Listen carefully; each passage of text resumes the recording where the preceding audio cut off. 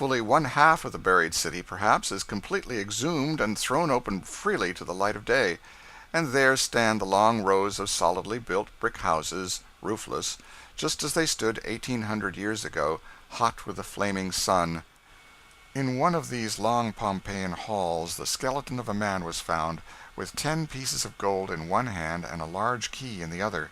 He had seized his money and started toward the door, but the fiery tempest caught him at the very threshold, and he sank down and died. One more minute of precious time would have saved him. I saw the skeletons of a man, a woman, and 2 young girls. The woman had her hands spread wide apart, as if in mortal terror, and I imagined I could still trace upon her shapeless face something of the expression of wild despair that distorted it when the heavens rained fire in these streets so many ages ago. The girls and the man lay with their faces upon their arms, as if they had tried to shield them from the enveloping cinders. In one apartment 18 skeletons were found, all in sitting postures, and blackened places on the walls still mark their shapes and show their attitudes, their shadows.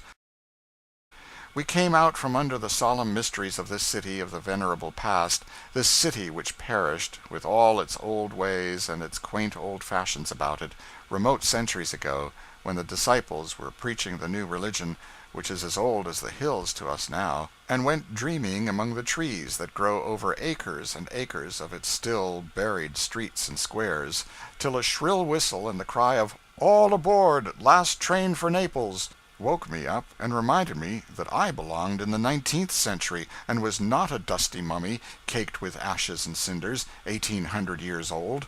The transition was startling.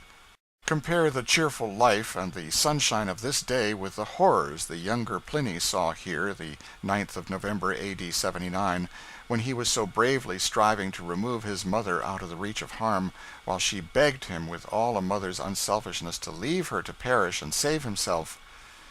By this time the murky darkness had so increased that one might have believed himself abroad in a black and moonless night, or in a chamber where all the lights had been extinguished.